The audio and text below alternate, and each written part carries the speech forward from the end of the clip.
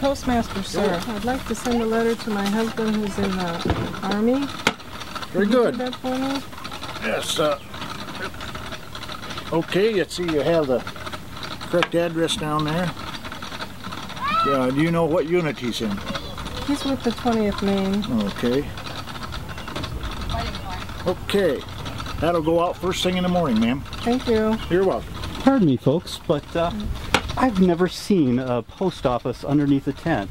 What do you have going on here? Well, this is the 18th Michigan Field Post Office, and we accept and deliver mail to the soldiers in the field.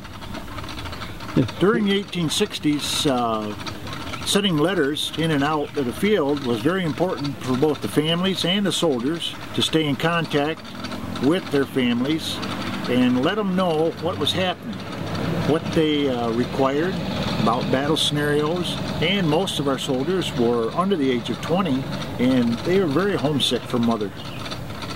So if I were to come into your camp to ask you to send a letter for me, how much would it cost me?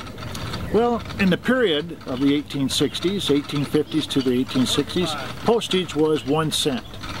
That is to the common citizen. But if you were a soldier at the time and serving your country for the U.S., you would be able to mail free, both home and then mail coming in you'd be able to accept as free postage, knowing that it went to the soldier itself. Very cool. So this sort of setup available in every military camp? No, each division had their own system. What you can't see right now is the Teamsters that haul the equipment here from campaign to campaign.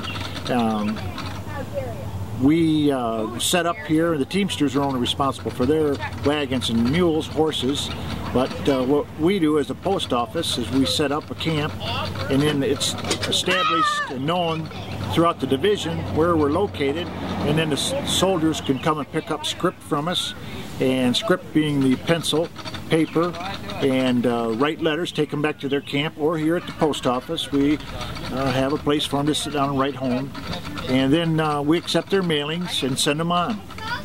Very cool.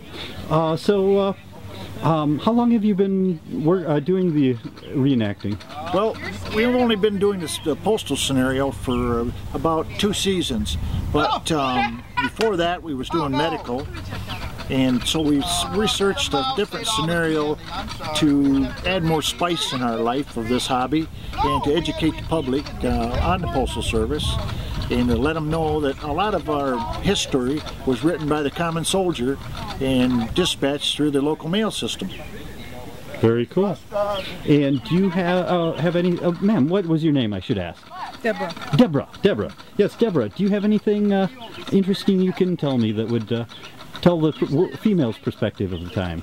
Well, it was the only way for the mothers to stay in touch with their sons to find out if their sons were still alive, was to hear from them. If they didn't receive any mail, then they could only assume that their sons were no longer alive, or their husbands, any member of the family. They would have to assume that they were all perished in the fighting. Right. If they didn't hear from them. So the mail was very important. Absolutely. And a lot of times the nurses, if the person was wounded, the nurses would write letters home for the men. Oh. Because some of the men couldn't even write. So they would have the nurses do it for them. Very cool. Well, and your name was, sir? Dan. Dan. So, Dan, do you have anything that you'd like to add to the information? Well, just that the Postal Service has always been a vital form of information, and it's also researching this era of history of our Civil War, our splitting of our nation, has let us learn what really happened with the common soldier, what happened out in the battlefield front, and what they were lacking, what they desired, their homesick woes. And so letter writing was very important during this period of time, especially with the conflict that was going on in the nation. Very cool.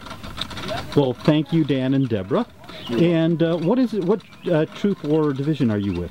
We're with the 18th Michigan Infantry, and we represent the U.S. Postal Field Post Office. Excellent. Well, from Hastings, Michigan, Charlton Park, this is with Dan and Deborah. This is the Weird Review. Thank you, folks. It's beautiful.